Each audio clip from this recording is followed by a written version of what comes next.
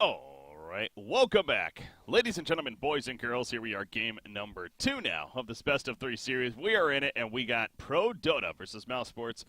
Prodota up 1-0 here of the Summer 7 European qualifying action. Again, our group stages here. What is a GSL format? We got 8 teams, only one of these 8 teams advancing on to the Summit 7 event. That $100,000 prize pool going to be on the line. Looking forward to seeing which of these 8 teams is going on. Well, all I know is that we had a very entertaining game number 1, to say the least, and excited to see how things continue into game number 2. I'm Breaky CPK, joined by Tsunami once again. Tsunami, we're going to see the draft from the beginning this time. Looking forward to this one. We got already, I guess nothing too radical in the draft here, but Bat Rider, this is a Skylark signature, I think it's safe to say. Yeah, definitely favorite of his, and one that has kind of proven to be a little bit riskier as a first phase pick because of heroes that have been so popular in the meta that are good at dealing with them. Last game we saw the Legion Commander, which is one famous counter pick as press the attack and just get rid of the lasso, and another one is a Baton, but it seems that Prodota really enjoys their Milan Slardar, and Milan definitely did a lot of work in game 1, was able to get many multi-man crushes as soon as that Blink Dagger was completed and set up a lot and allowed this Darkseer to not have to go for it. But aside from that, like these bans are even more surprising to me. The Clockwork ban and the Shadow Fiend ban by Mousesports, the first stage. I wasn't even aware that people remembered that Clockwork existed as a hero for the most part. So it's possible that they wanted to take out some of the less traditional ways to deal with the Bat Rider, which Clockwork isn't like the first thing that comes to people's mind, but it definitely makes life unpleasant for Bat Rider if you go in for a Blink Lasso and then immediately Clockwork is jumping on your team, so you're a little bit more vulnerable as a Bat Rider than Clockwork is because you never go for Blade Mail on Bat Rider or anything like that. But I'm sure Mousesports know how to draft around a Skylark Bat, and looks like Prodota are not really straying too far from their formula.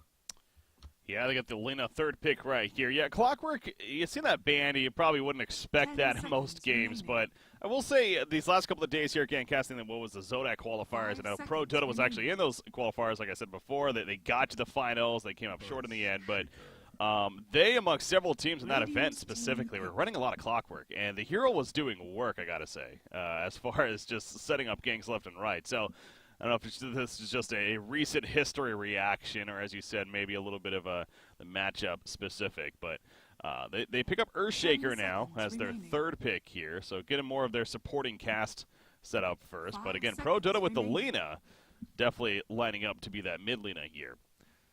Oh yeah, you're right.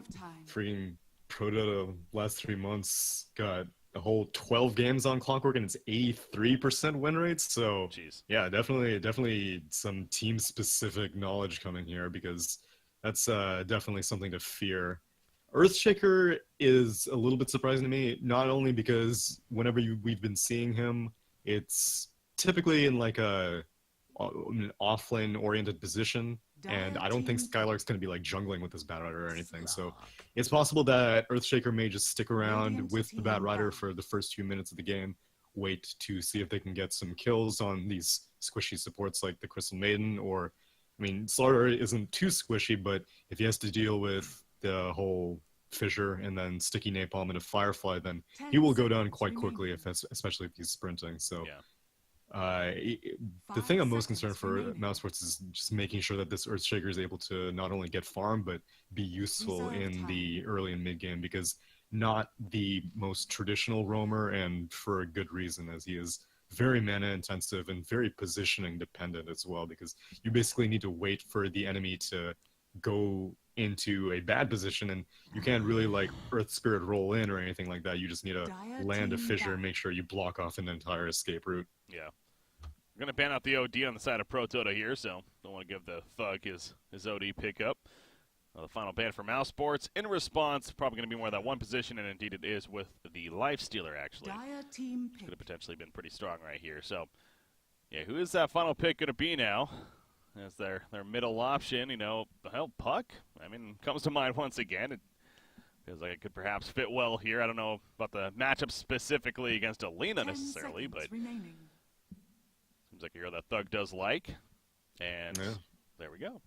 There we go. Radiant team. In this specific matchup, Puck definitely has a pretty easy time.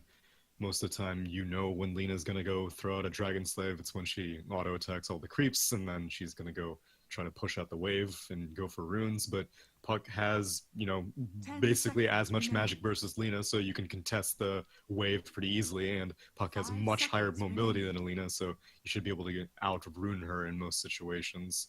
And then obviously the fact that Puck has a silence definitely gives her an upper hand in team fight situations. Yeah. Anti-mage. Ooh. Anti-mage. Everyone's favorite. Get a C right here.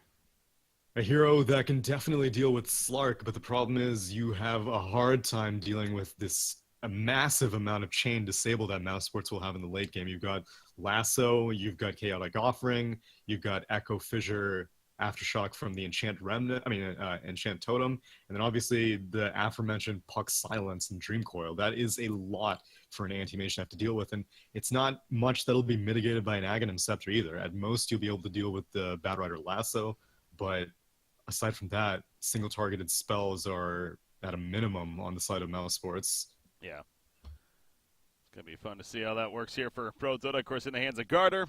Their go-to carry player here. And we got our lineup set up right here. I mean, you look at all 5 of either side. Is there a side you lean towards almost, or is this going to be coming down to initiation, whoever just plays better? I mean, the anti-mage, I'm concerned for this anti-mage's life. Early game, he's going to be just fine for the most part. Batrider is a little bit of a difficult lane, but if you have good support, which Crystal Maiden is kind of a good support, but anti-mage is not a hero that really spams spells. If anything, you need a hero that can heal you, like a Warlock or a Dazzle or something else like that. But in a matchup like an anti-mage, CM, and then I guess you can throw Slardar onto it, Batrider has very little to be concerned about for the most part. So not only is Garter going to have a tough time in lane, but like I said, as the game progresses, like, you almost are going to need a BKB on anti-mage, and you hate having to build BKB on anti-mage, especially if you're like the only true one position here. You're going to need to be split pushing constantly, and hell, even Mousesports is okay with that. Last game, Thug went for that early BOTs. He went for that Veil and then BOTs on the Puck. I honestly wouldn't be surprised if he does the same thing again, because if you're able to keep the pace with this anti-mage, if you're able to keep this anti-mage under pressure and not feel confident split pushing them, he's never going to really find his place in this game. So I give the draft to Mousesports. Well, they're going to need it. Again, they're down 1-0 here to Prodota, so trying to stay alive in the series at least. Now, again, overall, it is a double elimination here in the group stages in the sense of the GSL format, as it's referred to usually, where it's a kind of a mini bracket here. 4 teams in each of the 2 groups that we have. So the other 2 teams in this group, real quickly, we're looking at NIP and Empire, which we'll be playing later on today once again. See how that thing moves along there. But, all right, we got the beginning of this game, though. A very aggressive forward put at the bottom lane here by Anti-Mage in the sense of wanting to make sure he knows who's coming in. And looking to get down there. Perhaps set up some kills onto him, so he'll have that taken care of at least. Meanwhile, a ward put down by Mousesports in the Radiant Jungle as well. Is there a potential that, I mean, it looks like it's just going to be the Batrider down here at the bottom lane. I mean, I guess, like, could Earthshaker end up down here? Is there any point of that? I think Earthshaker may, at the very least, I think he'll put down a Fissure to block the wave and help. Oh man, they're really invading Skylark here, but he's in a very good position. Only thing is that now he's kind of separated from the rune itself, as Puck is... Ooh. He does have Illusory Orb, so he should be fine here, but he's going to take a lot of damage. We on the back lines, actually. Crystal Maiden is taking a lot of damage himself. We do have a first blood coming out over on the other side of the map, but we're going to definitely see a kill right here. Are you kidding me? Of course it's going to happen in a game like this with these 2 teams going at it. Crystal Maiden goes down, but now Batrider's in trouble. Oh, the Fissure block on the 2 melee heroes, and thus they cannot chase. I mean, they technically had a blink on Anti-Mage, but not worth committing to that. Yeah, what was that about at the top lane? That was, I mean, I guess Prodota dominance for the most part. Now BZZ getting gone in by Minara, and at this point BZZ has all but shown that he has overwhelming odds at level 1. I don't really know what Warlock was doing, because he died in the river, and there are very few situations that you would be in the river as a support at that stage of the game, but yeah, he gives up first blood, and that is a pretty big boost for a mid Lina. That is. That's going to help quite a bit for Kaiser right here.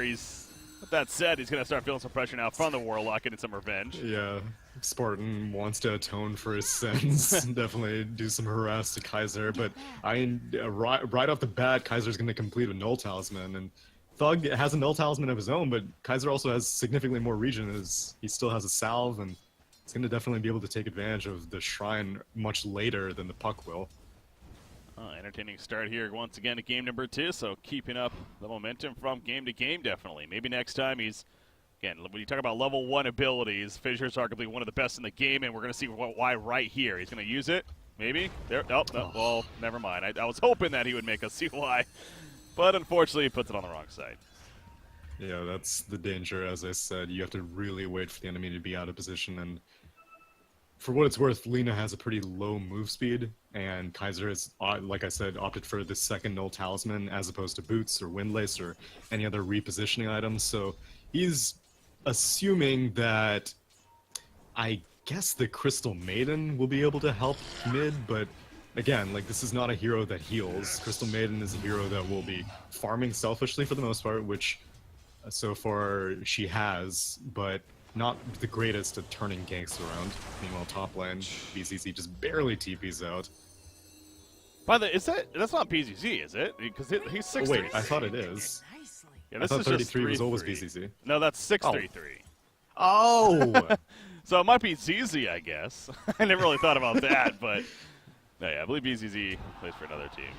Okay, yeah, I was confused. It said stand-in though, and so I was just like, all right, like this just got BZZ on the team. Yeah. All right, we'll call him ZZ. 33 then. We can just do that. We can do that. Anyway, so yeah, he gets away though. He pops the shrine out. He did a good job right there. I noticed that you see these offlaners do that, where rather than TPing back to base in cases like that, obviously you just TP to the shrine and just use that, and you get right back in the lane. So much more effective, much more efficient there. So, but yeah, both sides with that Null Talisman here, as talked about between the Lina and the Puck here in the middle lane. But right now, Lina 7-2, Puck 17-4 has bottom.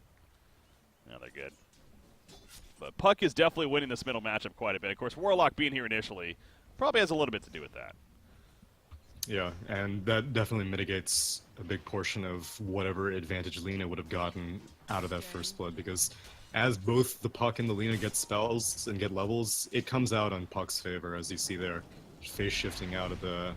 Oh, Kaiser getting gone in on by Skylark. This is a really early rotation. Oh, hi, Bat Rider, who's supposed to be off lane.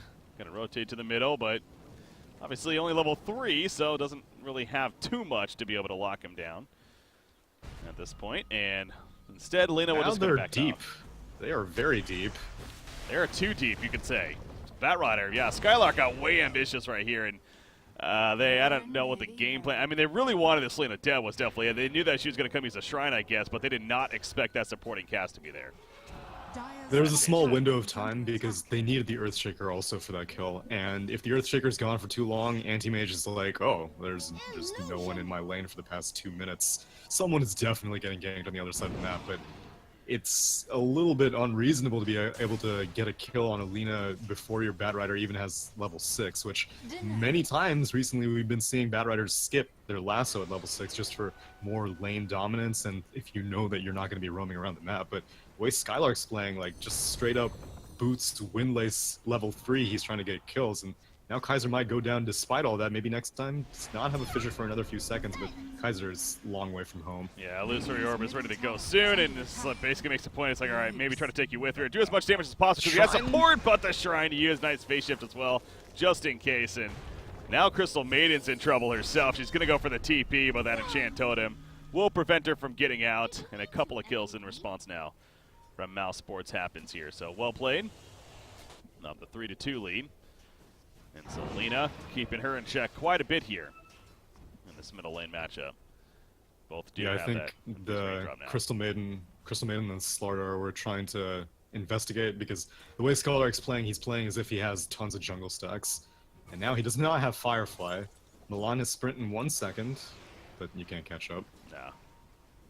No Firefly. It doesn't really matter. And again, Earthshaker was also nearby just in case, so no way they're getting that kill right there. But Anti-Mage, he's obviously doing very well. He's got the Ring of Health. He's going to be finishing the power treads here, but Anti-Mage is still one of those heroes that likes the Battle Fury. He's one of the few. Like, he's the only one off the top of my head that I can think, really, that actually builds that Battle Fury. It's a short list, and for what it's worth, at this point, Battle Fury is about, like, it's slightly net buffed.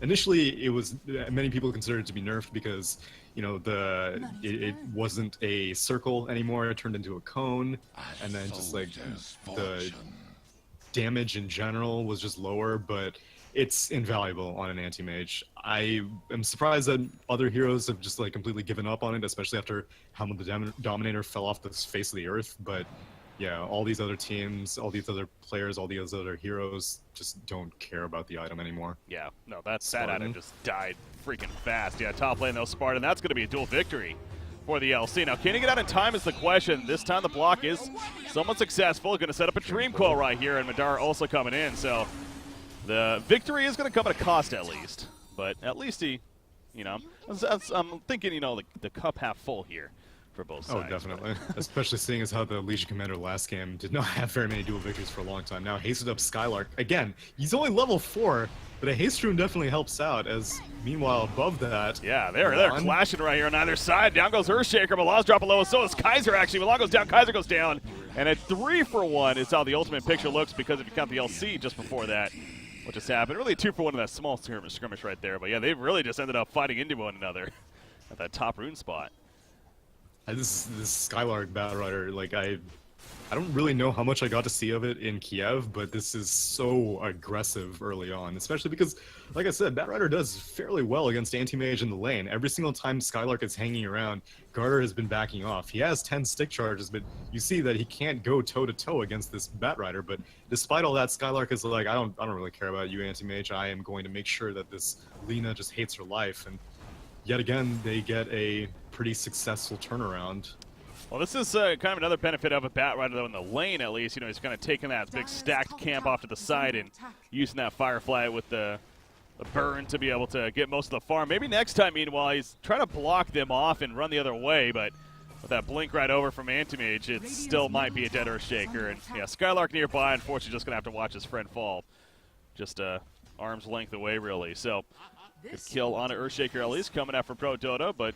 Yeah, that's what I was going to get at, though. I mean, is this the most efficient from Batrider in the sense that he can lane and even jungle pretty effectively with the stacks and whatnot? Right now, he's only about 2,000 net worth. Would it have been more effective in hindsight, maybe to sit more in the lane, perhaps even the jungle? I guess this is the Mousesports thinking the same way that I thought about the draft, which is to say that you can let this anti-mage get farm. What's the worst that can happen? If he does manage to get, you know, late game items, can he deal with the insane amounts of chain disable that Mousesports have?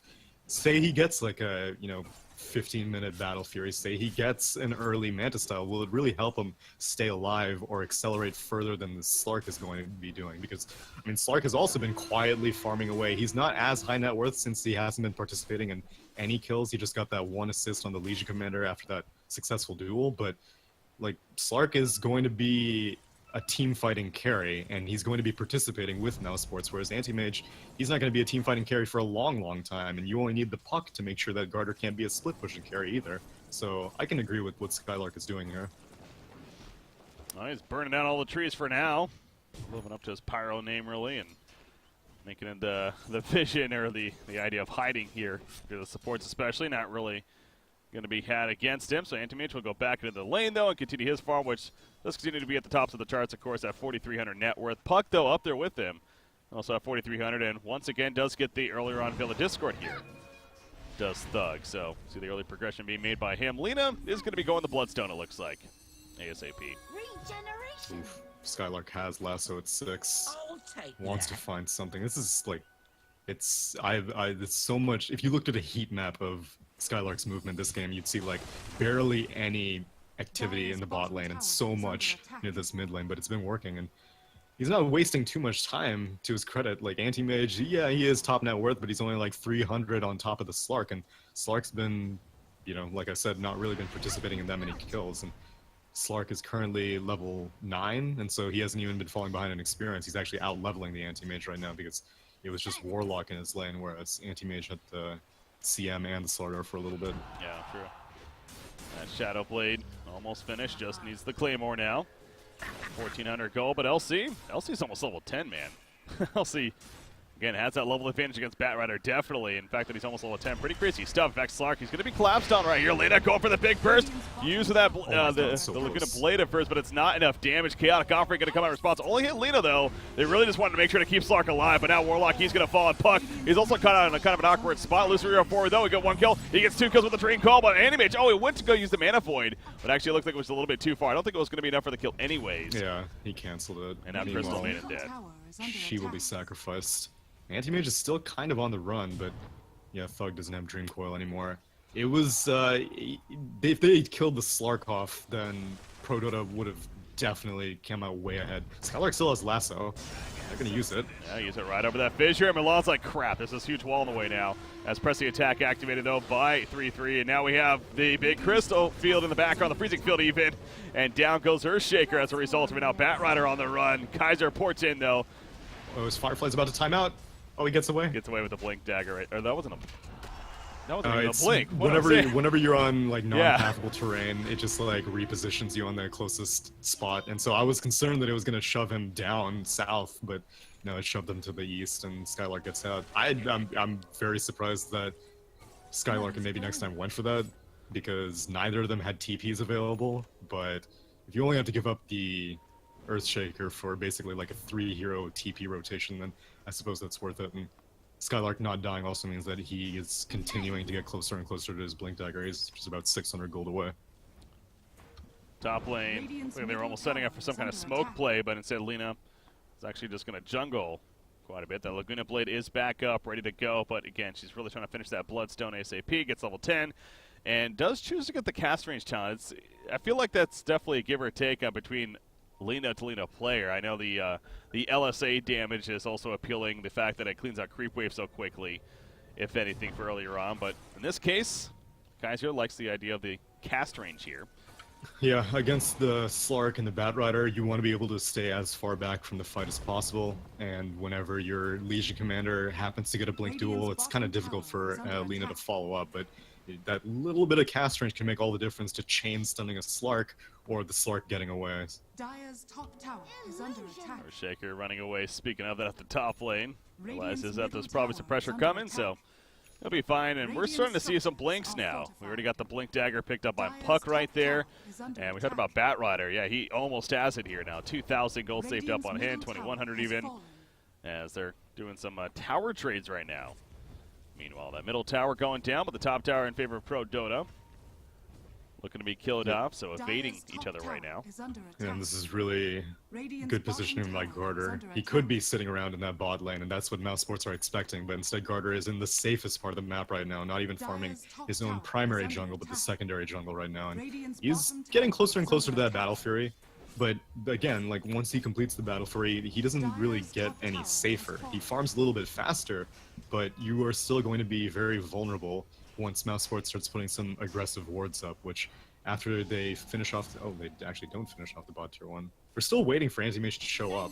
There's so much like attention being put around the vicinity of the tier 1, but not actually onto the tower. Yeah.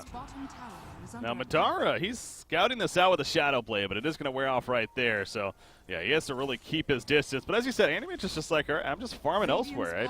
He's doing just fine, just a little bit closer now to that Battle Fury. Again, just needing the broadsword here, and that 1,200 gold, so, and they're going to end up evading a fight in the end. So, well played there by Prodota overall. I mean, obviously the bottom tower was eventually taken out by Mousesports, but trying to be really patient with that. But Garter, again, not having any of it.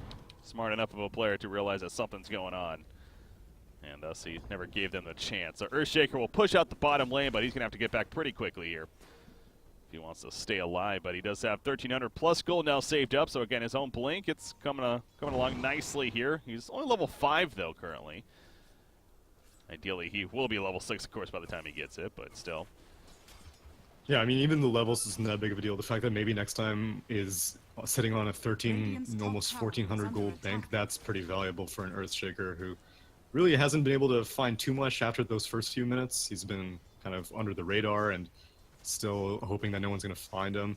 Like, I commend Garter and the rest of Prodota protecting this Anti-Mage, but this isn't the way that you want to have to play an anti-mage. You don't want to have to babysit an anti-mage from the shadows like this. You just set him and forget him. You're like, okay, we gave you a pretty good lane, and now we're going to make space for you across the map. But Garter's not...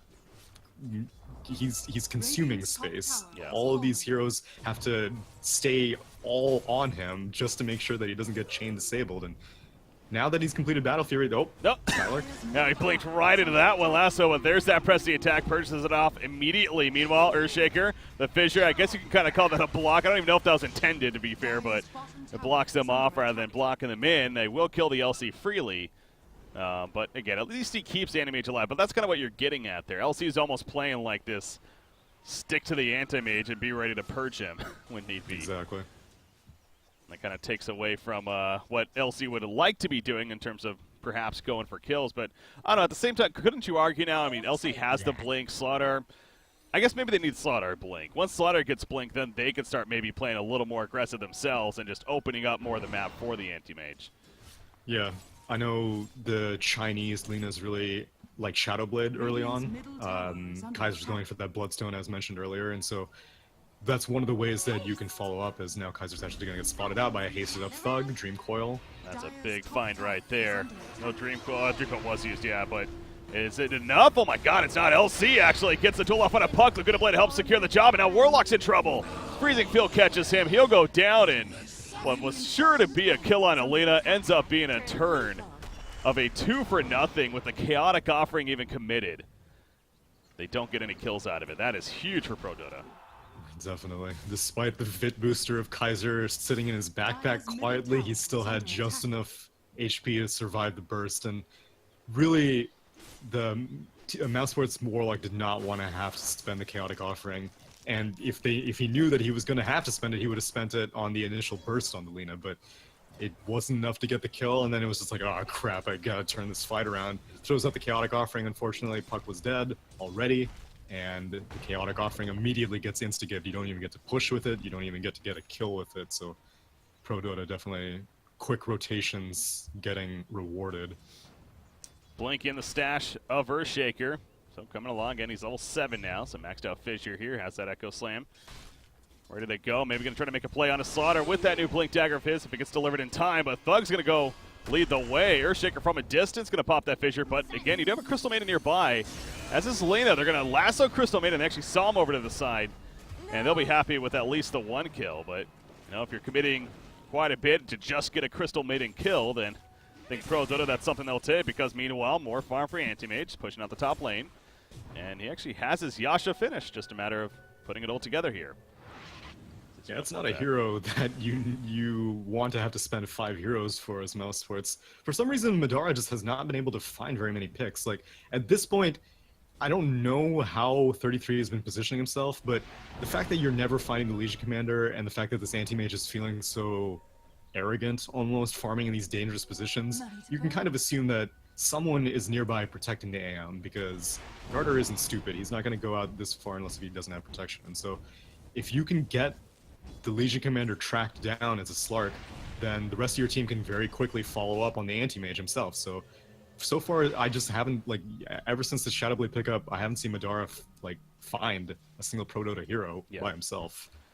Yeah, Slark, again, he's definitely been trying a fair amount, but unable to really find that target. And, yeah, building that Lincoln Sphere now, as far as this next item goes. You talked about it even last game. The idea of the duel is going to be the big one, but there's a lot more single target abilities this time around on this on Prodota's side. You know, between the Growths of Haze, obviously the Mana Void, which I don't know if that's a target you'd necessarily be looking for, obviously in fights, but again, the duel is definitely the big one though. That he's going to want that Lincoln Sphere against. So get the Shadow Dance off in time. Right here, but it is much more of a defensive item with that said, so the idea of scaling with that damage output and hunting down heroes, which he's lacking right now, is maybe not going to be as strong as we progress here. Yeah, he's definitely not going for anything that's Silver Edge or the Echo Saber. It's very conservative, and it'll help Mousesports' siege capabilities, especially because Puck is also... Oh, Anti-Mage blinks out. See, like, 33 is constantly babysitting this Anti-Mage, and at this point, it's starting to come in Prodota's favor, because Anti-Mage has gotten through a rough hump of the game, which is the debut of the Batrider Blink Dagger and the debut of the Puck Blink Dagger, and that's one of the hardest phases pre anything for an anti-mage. Like a Battle Fury is an exclusively aggressive item. It's not going to help you save your life at all. And Manta Style still also will not really help you that much, but you become very much more mobile, and it's just... Oh, wow. LC's going in right here with a duel, but he's going to be caught out kind of right here. Chaotic Offering used in response, and Laguna Play will snipe out the kill on a Batrider. Freezing Field also activated. Earthshaker on top of the cliff right here. He's going to end up going down to the Freezing Field. Madara will finally finish the job, at least, onto the LC.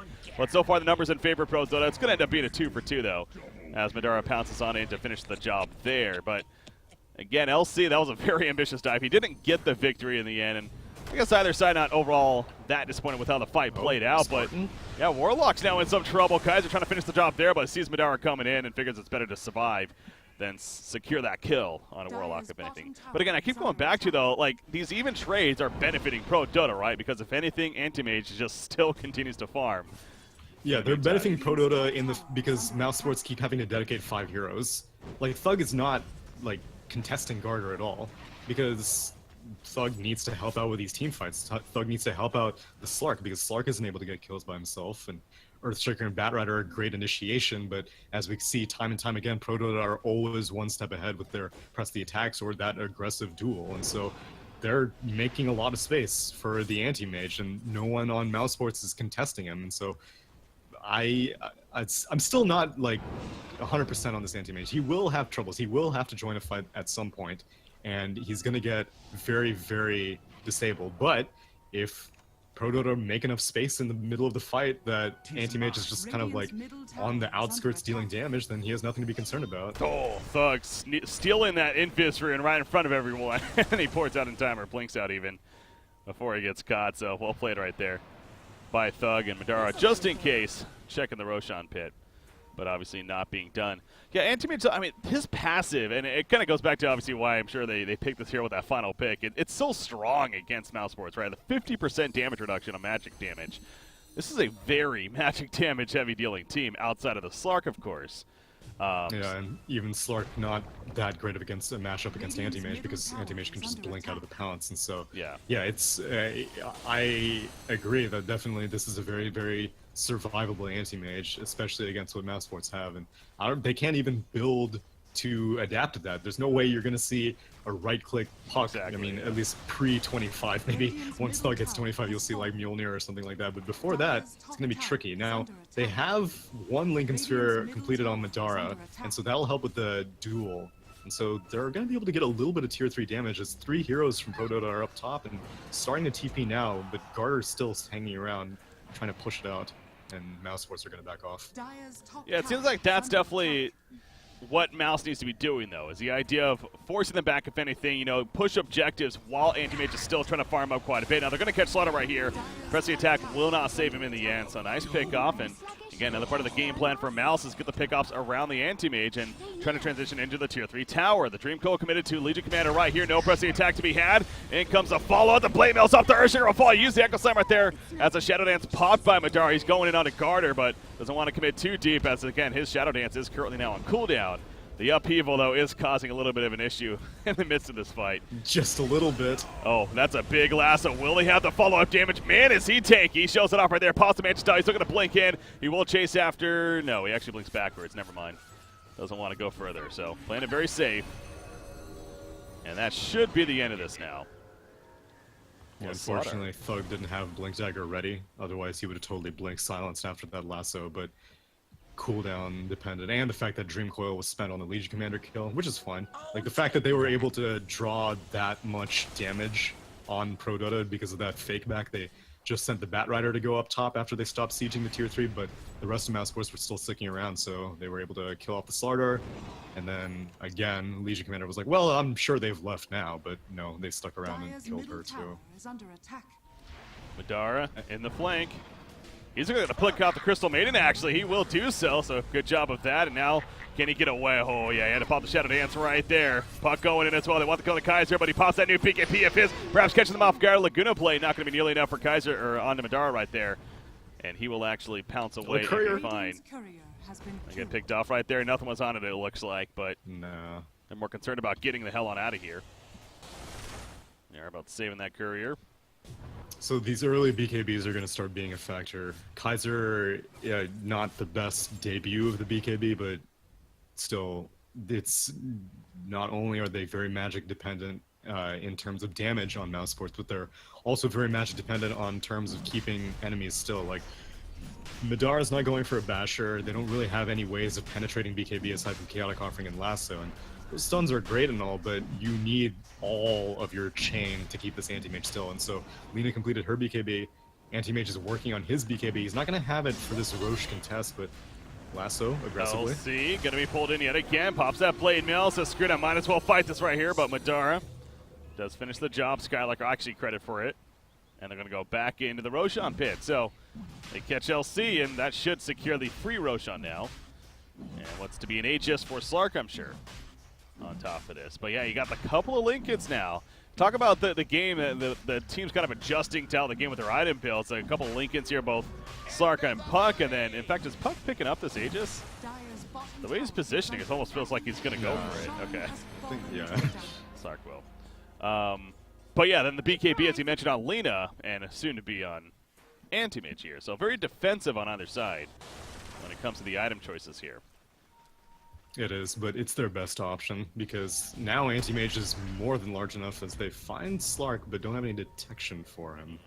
Yeah, he used a Shadow Blade right as they were going in. But as you said, that's kind of key. Not having the detection, that's unfortunate. In fact, all they got is a couple sentries on Lina here. Or not Lina, yeah, Crystal.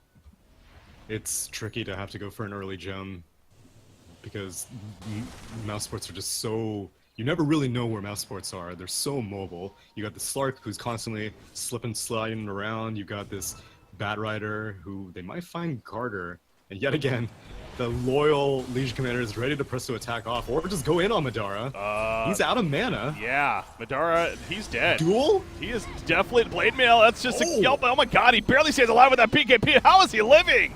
Unbelievable for Madara. The Q from Lina's not going to be nearly enough. In fact, now comes the Chaotic Offering. Milan's going to go down as well as the LC.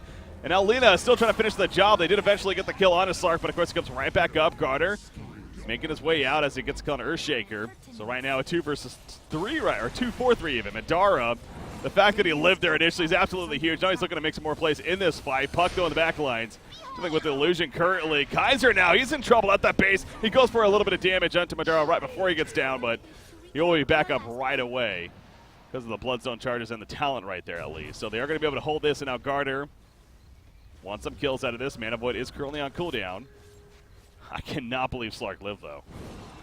Well, yeah, I mean, he definitely burned a lot of time. Eventually, Anti-Mage blinked up while Madara was quietly sitting underneath his BKB and was like, okay, you need to, I'm going to take this Aegis away from you. And so he got that right click. Madara finally did go down, but such a heavy investment. And Legion Commander was not able to get the duel, which I think he was just, immediately after that Echo Slam, maybe next time put a fissure out to the left. And I think the Legion Commander and the Slark were separated. And so just couldn't duel him over that fissure, and as a result, Madara burned so much time and resources of Prodota just with that little sliver of health underneath the BKB. And normally, when you're BKB and you have an Aegis, as Garter, that's not it, unfortunately. That's and maybe even a turn kill for Garter. Nope, the Mana Void doesn't do enough damage to secure anything, and Puck dies survive. down A Puck dies middle. That's a big pick off in return from the Radiant side. LC duel. How did they pop his Lincolns? Any items even? Yeah, I'm not 100% sure. Maybe Laguna Blade? Maybe. As they go in on Legion Commander. Nice 2-hero crush. Spark, good force staff over the ledge though, but now Slark, he's going to stand his ground with that BKB popped, again fighting in the blade mill, taking some return damage, but he will survive. Crystal Maiden also going to get picked off to the side, but that BKB on Kaiser now. Able to hold his own, but again, Anti-Mage making his way out. If you're Slaughter, also alive, but way off to the side. Kaiser being run down, though. Madara adding up those charges of the Essence Shift throughout all this, remember, at plus 25 currently. Although poured out, oh no, Lina did get picked off there, so. Dire's middle tower has Puck did have to buy back, unfortunately, after... It's either... I guess maybe he got Blink crushed and then Corrosive Haze immediately popped off the Lincolns, and so... Yeah, that is unfortunate for Thug that he had to buy back after that, but still they come out on top in the fight.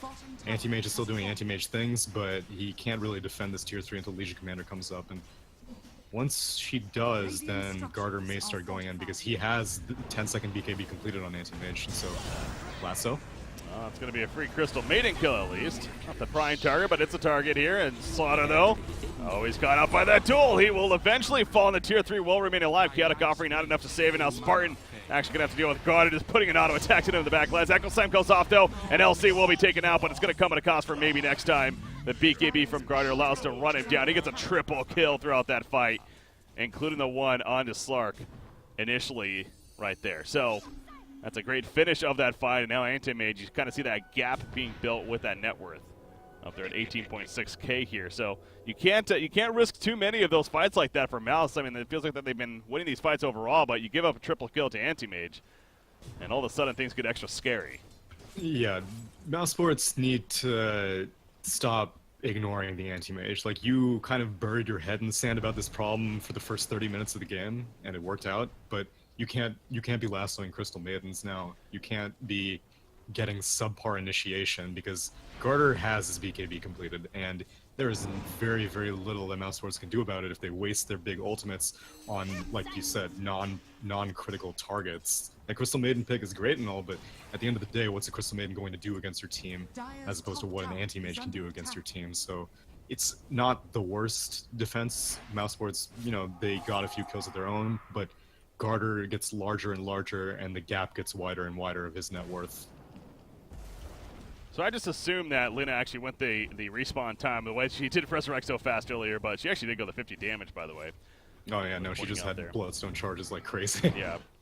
I think they were up to like 16 or 17 or something like that at a point. But yeah, down to 11 right now, but still not too bad, considering how she's died a couple of times here. But there's a top tower push, the secondary tower, and Anti-Mage currently has a Talisman of Evasion, but yeah, the Butterfly going to be next in line for him, and that's going to be a key item to, he's already mitigating so much around the cast of the Slark, and got the Butterfly to help with that to top it all off. But the Silver Edge just picked up on Slark. I meant to bring that up earlier too, with going over Anti-Mage and the idea of that spell shield and how powerful it is against this lineup here.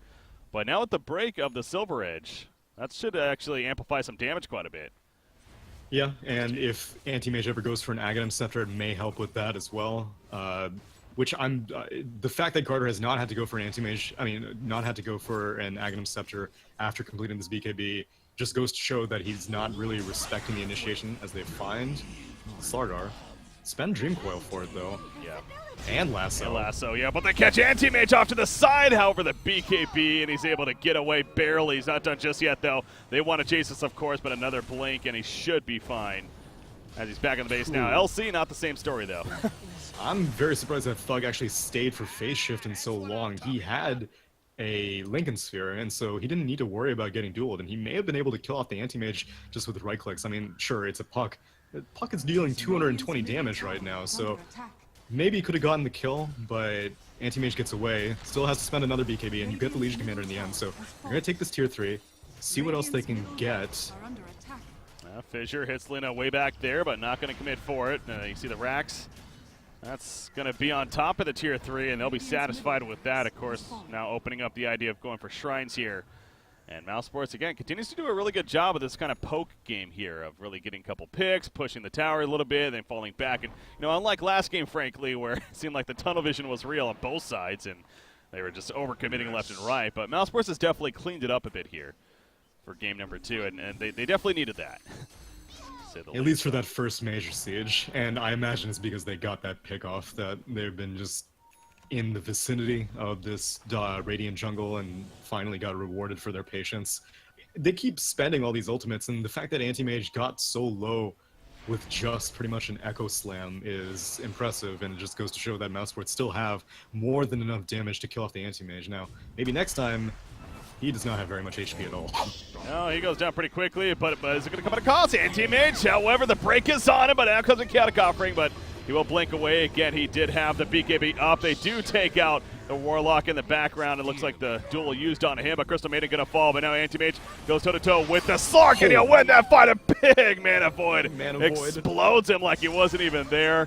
You see the lasso from Batrider, a last-ditch effort to try to survive. Blink right after, but Slaughter, is ready to land the crush and finish the job. What a Mana Void from Anti-Mage. That did so much damage. Yeah, Puck really wanted to show off this shiny new Scythe of Vice. They thought that they would have the upper hand. I mean, they lost their Earthshaker nearly instantly, but they were like, we can still take this fight. Garter hadn't spent the BKB, and even though Garter did get sheeped, again, the loyal Legion commander, being like a Legion Squire this game, immediately pressed the attack off of the Hex, and once Anti-Mage BKB'd, as we said in the draft, there was nothing that Mousesports could do about it. And not only that, but there was a Lotus Orb on Spartan himself, and so he actually ended up giving double dual victory damage to the Legion Commander. And so now Legion Commander, despite, it seeming mostly under the radar, is sitting on 86 dual damage right now. Wow, that's actually a really good point. Yeah, that's unfortunate right there, to say the least. As middle lane... Maybe next time? Yeah, there's that orb. And he will survive Glimmer Cape just in case. So Basher, as you mentioned, just for the anti-mage, although he's building that next into the Abyssal Blade, of course. So plenty of damage to come. But yeah, you got the Butterfly. Now, actually, going over the talent once again, he has a plus 15% evasion as well from level 20. And then on top of that, I'm very curious when it goes for level 25, because Mana Void being a 20-second cooldown, we saw how powerful it was that last fight. Yeah, but you're never really... For one thing, not only... Oh, they're going in, maybe? Skylark really wants to find something. If you can find Garter, that'd be great. But he has the Aegis, so how much resources are you willing to spend? Yeah. Yeah, so, I mean, the Mana Void cooldown is comedy, but... These fights are over in a flash, and you're not really gonna it's a wonder if you can find one good mana target. I mean, mana void target, because Anti-Mage is only focusing one target at a time with Mana Style plus the mana break. But yeah, I imagine he will go for agility. Yeah, no, the agility is definitely the much safer route, and overall probably just the more effective. But we'll be curious to see what he goes for. But right now, Slark needs to worry about staying alive. Duel in the background, Earthshaker going to catch him, so no Echo Slam to be had. Let alone fissure blocks from him. Garter, he's still chasing. By the way, Earthshaker is staying dead. Spartan, a Lotus Orb is up, hoping it's going to help keep him alive. Madara will focus his attention on the LC. The Hex onto Anti-Mage, actually doing quite a bit. The BKB popped by Slark, and now he gets the kill on a Crystal Maiden. Chaotic Offering obviously put down. Garter has to get out, though. Slaughter, meanwhile, chases down Bat Rider and is able to pick him off, and we do see the 25 agility talent pop up there from the Anti-Mage. He's still hanging around. Yeah, he's going to get the Aegis popped. Milana's here to help him, and Lena is also here as well. There's the Hex from the Shiba. Now Kaiser coming in with the LSA, putting in the right click. Sark is vulnerable. The Mana Void not going to be enough, though. Lows up right after, but it is enough damage to get the kill in the end. From the Radiant side, now Garden needs to worry about staying alive. Illusory Orb, Thug. Oh, he really wants to chase right here. Dream Coil coming up in 5 seconds. But Garden is going a very awkward direction, and that will allow him to escape in the end. Oof. I got crazy there throughout it. Garter overplayed his hand there. He got out, and he still had his Aegis, and the fact that he was able to survive that long with using the BKB as initiation, like as soon as they got that Earthshaker in the duel, Garter was like, okay, well, I have to BKB now and see what else we can get. So got the kill on maybe next time, and then after that, Garter was just kind of running around without a BKB, like a chicken with his head cut off, and so eventually got out, and then was just like, maybe I could get more kills. Activated his Butterfly for the move speed and got punished for it not once, but twice. And that Aegis did not really get very much of a benefit. Prodota come out like on top of the fight, but you haven't broken high ground with that Aegis. You haven't even finished off the tier 2 mid with that Aegis. So not the best usage of resources from Prodota. Yeah, very good point actually. So they would have been much better off, definitely in hindsight, resetting right there and looking to make much better use of the Aegis, as I said, even sieging the base, let alone killing those tier 2 towers. But so they'll kind of reset instead with what they have, and still in a very good spot, to say the least. In fact, the net worth, I mean, it's overall a fairly even game, but a lot of that has to do with that supporting cast, of course, of Prodota, which that tends to happen, though, when you have an anti-mage. He's taken so much of the farm. Yeah, it's an extremely top-heavy net worth, and that makes me nervous because Garter's BKB is basically his next one. Or he's basically down to 6 and 5 seconds, and Mousesports have a lot of net worth on their heroes. Like Skylark has managed to complete Shadowblade, and so better to get initiation on the anti-mage. As we said earlier, Thug has that sheepstick completed on the Puck, and I'm not sure what Spartan's going to be going for next. I mean, he's pretty poor. He went for that Lotus Orb, which I guess was probably just to discourage. I don't know. I'm surprised that he went for the Lotus Orb this early on. I mean, it's a great item, but there's really nothing worth purging off this game aside from Corrosive Haze, and there's nothing really worth reflecting. Yeah, that Mana Void Reflect was nice, but it's not going to make or break a fight. But Spartan just playing defensively, again, maybe they're thinking about high ground siege potential, and so you just put the Lincolns of Puck on top of the Lincolns already of Slark, and then you put a Lotus Orb on top of that, then really there's a very difficult way to kill the Slark. But so far Mouse have not seen Radiant high ground for a long time. Yeah. Haven't focused too much on Lena throughout this game, but I mean, she has an Orchid here, obviously backed up to 17 charges of the Bloodstone, and she is level 25 now. Of course, she gets the Fiery Soul talent there, so her right clicks are that much more dangerous now as we move on throughout this game. So something to be a little worrisome of if you're Mousesports. What did Puck get? He did go the 420 GPM. 420 GPM is real. And God, it's just crazy looking at that goal just shoot up. I know, it's so amusing. This gold is going to play a big factor because there are a lot of potential items for a Puck to get this game. The Veil at this point is not critical at all, really. He already completed BOTs. His Thug seems to favor this build, so I mean, as a Puck, you could probably, I don't know what you go for actually. Yeah. Like, Rod wouldn't be too bad, but no one builds Rod anymore. But against an anti-mage whose BKB is whittling down, like, if you can just keep him stuck in one spot, and he doesn't really have that much to deal with the Rod, he's gonna have to use his Manta Style to jump into the fight, so you could do that, but chances are slim. Orchid is a possibility into Bloodthorn, as we said. Thug deals a lot of damage. He took that plus 50 damage talent, and it's just another silence, but I mean, he's not going to complete anybody. He needs to save for buyback right now as this Garter anti-mage is sieging their high ground. That's what I'm kind of wondering. I almost think that transitioning into a bit of that right-click threat, as you mentioned, the Bloodthorn and an item that definitely comes from. It's kind of that nice synergy of allows him to still be a very gank power and initiator, but also gives him plenty of right-click damage. So I think something along those lines could potentially be something that that Thug is perhaps even thinking about and realizing that they may need as this game continues to get longer and longer here. So yeah, because not only will it help the Puck's right-click potential, but it'll also help the Slark with True Strike.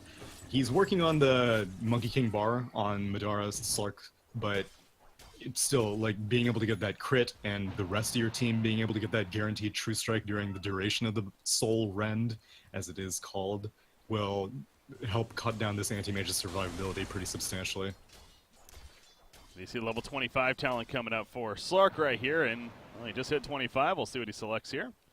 And there we go. Wow! He actually goes for the leash. Okay. Yeah. This is one of the games that it does make sense. Like we said, anti-mage's BKB is whittling down. What the hell is he going to do once it comes off cooldown? Like, you can blink out, but if the rest of your... I mean, he doesn't even need to go directly onto the anti-mage if he doesn't want to. You go on the Legion Commander. She's basically perma, Hex. There we go. The Hex comes out. Now the Lincolns, it is applied to him, actually. Lotus Orb put on his Slark, so they're going to go toe-to-toe, but the Abyssal Blade should help the anti-mage in the process. Meanwhile, until the back goes, they catch Barrow. Out comes the Catacophery, though. Madara chasing that Freezing Field, doing plenty. Echo Slam to lock down anti-mage even further. He is getting low. Will pop actually back up here and run away or blink away more so. So far, it's a 2-for-2. Lena was picked off in the back lines, and Thug finishes the job on a Crystal Maiden. So numbers-wise, Mouse does come out on top there. Is Anti-Mage able to make it back to base here? Mid Rax is already taken. They can try going mid to top, or mid to bot. Oh, they're or man, they're going in. Mid to Anti-Mage right here. They would love a kill. He knows it doesn't have the most support right now, but it is enough support from Sauter to initially save him at least. Grotto blinks back into the fountain again. This is a pretty deep dive, so got to be careful with this, and Mouse realizing their fault right there. Mana Void to take out the Lincoln Spear. The Abyssal Blade allowed to stun as a result, and Thug will get picked up. He's dead for 110 seconds. No buyback to be had right now for Puck. How do you not have a buyback with 420 gold per minute talent? Jeez. Don't worry. By the time that... Well, actually, he may not actually have it by the time that they hit high ground, but they still have to burn through a tier 2. I don't know why Mousesports... They tunnel visioned once again. They tunnel visioned. It's been the theme of this series. They did it in game 1, they did it again in game 2. Getting a kill on Garter Anti-Mage, yes, it's always great if you kill the Anti-Mage, but he would have guaranteed had buyback, and he would have been able to, well, he gets broken by Madara, but he can just blink out of a leash, so... Yeah, there's, like, it was a low percentage play, and there was, especially with your puck not having buyback, your puck having its buyback death because of that buyback way back when. Like, puck hasn't died. That was the third death for Thug. He's been doing very well, but that one death is pretty expensive as now they get initiated on Bat Rider and the Lotus Orb, a nice 4-staff away. By the way, buyback on a puck. He did eventually get it. Madara on the back line trying to finish off Slaughter. He will get the kill right there. Lasso onto Antimage. Where's the follow-up damage on the Echo Slam? But the duel on a Slark, so they're losing a lot of damage from that. Slark goes down. He buys back immediately, though. Again, don't go too deep if you're pro Dota now. That's the question for them. Thug, again, if he dies back, he was very close right there with that Dream Coil going in. But he actually, maybe next time goes back in and finishes the job onto LC. Now back here. Garter simply trying to live. No, maybe not. He wants to go back in. Wants to kill Sark once again. 120 seconds. Sark is going to stay dead. Now he's going for another kill to Earthshaker. He'll take him out. Not dead nearly as long, but no buyback either. Spartan going to follow the suit. And he's dead for 70 seconds. Carter goes back in when all the abilities have been used. The big ones at that, and eventually just cleans up here. Oh, and he almost finds a Bat Rider too. His BKB is going to be up in 3 seconds, so they can definitely take this high ground. The question is, are they going to be fearful of buybacks from Mousesports, or are they just going to go in? The positioning of Kaiser is going to show if they know whether or not Mousesports has buybacks. And yeah, Earthshaker's going to be up soon. Ooh. They know Slark doesn't have one, 100%, obviously. Right. So, I mean, that's kind of the scary one, if anything. And they're going to dive Bat Rider right there and guarantee the kill on him. He will be forced to buy back, and I think that'll do it. That should do it. They know that Roche may be up by now. There's no... I say there's no reason to overplay your hand, and yet I see these heroes staying here. They have a good ward, and it's nighttime. Antimage is going back. They should really, like, someone should at least check the pit. Send the courier over the Roche pit or something, because this is... Oh, nice flame break. I mean, again, with Slark being dead, they feel so confident right here. And I can't really blame them, because we know how tanky Antimage is, once again. Against all this magic. And especially here, as they know that Echo Slam is down. The lasso is up, though, and that's a little bit of a concern, I would feel. Yeah, I gotta be a little scared about that, but maybe the Rash goes down. Press the attack would be there. Oh my god, no, don't do this. Not like this, Garter. He's going deep. He gets lost in his result. Chaotic offering. The Echo Slam and Anti-Mage. Oh my god, he does die in the end. However, it's gonna come at a cost. A freezing field put down, and now Warlock. Lotus Orb up on him, trying to stay alive in the backlines. Puck is picked off, though. That's a huge pick because, again, he doesn't have a buyback. Kaiser doing work right here. He eventually will fall himself, but he gets the kill right before he does. Buyback galore. They want to finish this game right here, right now. Does Prodota. Garter's back. They're going for tier 4s. They're going cutthroat. Slark is back up, though, as mentioned, but no puck. So, again, missing out on the core here. I can't believe that, though. Teammates going deep. I mean, they're taking tier 4s. Both carries have their BKBs. No, never mind. Garter doesn't have BKB for 10 more seconds. And obviously Slark, no essence shift charges currently, so not nearly as snowbally right now going into what would be initiation. The Ancient is starting to drop. Gets the break up. He goes right for Warlock, though. Pops the Manta style. He's going for the kill. The Mana Void activate. Gets the kill. Slark goes down. That should do it. GG. Well played. Prodota takes out Mousesports 2-0 here in this best of 3. What a finish. Game got chaotic at times. It's not often that you can dive the Ancients and it's the most tactical play, but Mousesports didn't have buybacks. They knew that Puck had bought back earlier, and so no chance for Puck to have a buyback, and Slark was still on a very, very long respawn time, and he didn't have his buyback. The chain disable from Mousesports was all there, but they need every ingredient, and the kamikaze play of Prodota actually allows them to come out on top in this first series of the GSL format. Antimage only had that one death right there. I thought he had died even earlier on in the game, but no, that was his first death.